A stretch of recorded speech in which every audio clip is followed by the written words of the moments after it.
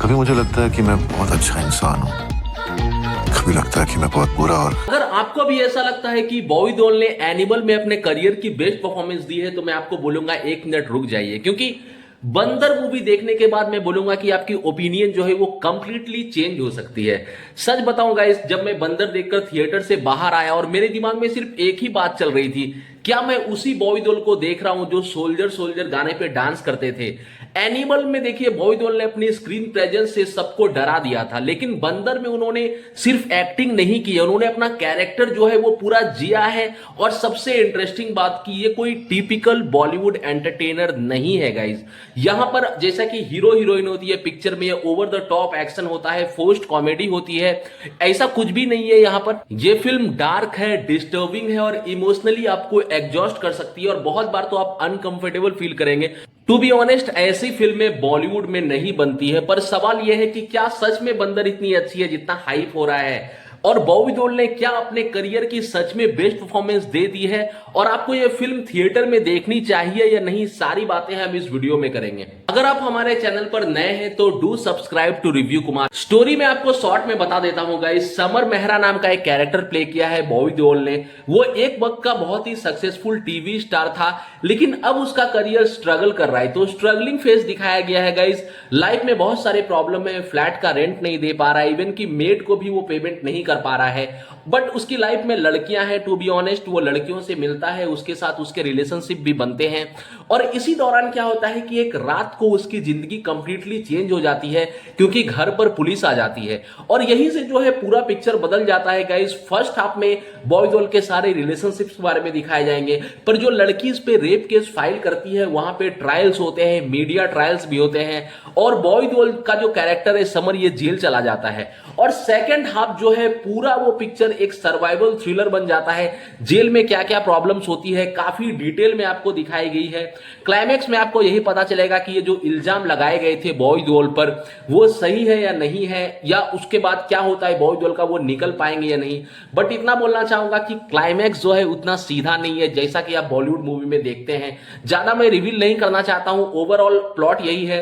But इतना ही मैं कहूंगा गाइस कि स्टोरी के बारे में आप जितना कम जाने पिक्चर देखने में उसको आपको उतना ज्यादा मजा आएगा।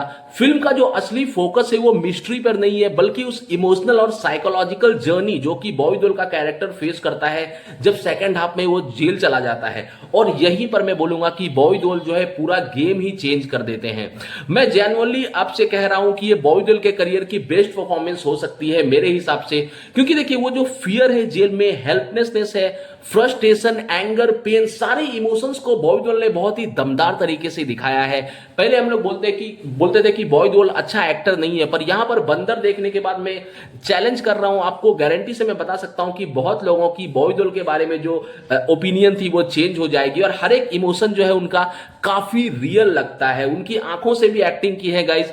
एनिमल में मैं बोलूंगा कि उनके पास लिमिटेड डायलॉग्स थे, लगभग 13 से 14 मिनट के सीन थे, लेकिन बंदर तो पूरा बॉबी देओल पर ही बनाया गया है। सानिया मल्होत्रा का काम भी काफी इंप्रेसिव है। सपना पब भी अपने लिमिटेड स्क्रीन टाइम मिला है गाइज, उसमें बहुत ही स्ट्रांग इंपैक्ट छोड़ती है।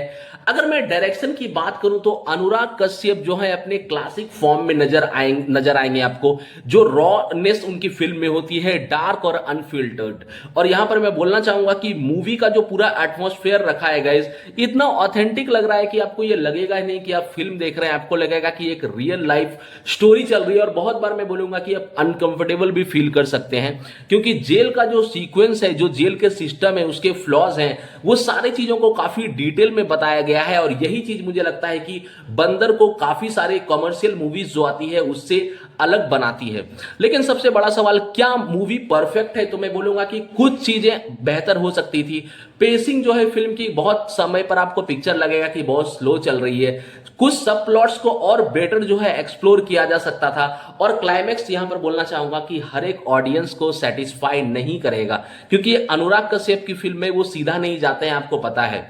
लेकिन पर्सनली मुझे एंडिंग फिल्म के टोन के हिसाब से मुझे लगता है कि काफी इफेक्टिव लगेगी बहुत लोगों को जो सिनेमा सिनेमा को जानते हैं, मुझे भी लगा कि कुछ अलग किया अनुराग कश्यप ने, उसके लिए उन्हें अप्रिशिएट किया जाना चाहिए।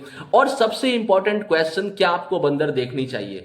मैं बोलूंगा कि अगर आप मसाला, एंटरटेनर, एक्शन और कॉमेडी फिल्म देखकर बोर हो चुके हो तो ये फिल्म आपको जरूर देखनी चाहिए। पर अगर आपको उस तरह की फिल्में पसंद है तो आप बंदर, मुझे लगता है कि आपको पसंद नहीं आएगी। और ये भी बताना चाहूंगा कि ये फिल्म जो है वो ए सर्टिफिकेट है, तो बच्चों के साथ नहीं, आप अपनी गर्लफ्रेंड के साथ, अपनी वाइफ के साथ देखिए गाइस। तो फाइनली मैं इस पिक्चर के बारे में बोलना चाहूंगा कि एक पावरफुल, डिस्टर्बिंग और थॉट प्रोवोकिंग फिल्म है, जैसे बॉय देओल के करियर की जो है बेस्ट फिल्म बना सकती है। ये बॉय देओल के लिए बहुत ही, मुझे लगता है कि उनके करियर के लिए बहुत हेल्प करेगा। मेरी तरफ से बंदर को मिलते हैं 5 में से 4 स्टार्स गाइस। और आप बताओ, क्या आपको भी लगता है कि बंदर बॉय देओल के करियर की बेस्ट परफॉर्मेंस है? अगर आप ये मूवी देखी है तो आप प्लीज कमेंट करके बताएं, और नहीं देखे हैं तो आप देखकर बताएं, ये कमेंट में प्लीज बताएं। और जैसा मैं हमेशा बोलता हूं कि आपके सपोर्ट की बहुत जरूरत है। नीचे एक हाइप का ऑप्शन है, do hype to this video, ताकि ज्यादा से ज्यादा लोगों के पास पहुंच पाए। मैं मिलता हूं एक दूसरे वीडियो में एक नए अपडेट के साथ। Do subscribe to Review Kumar. Take care.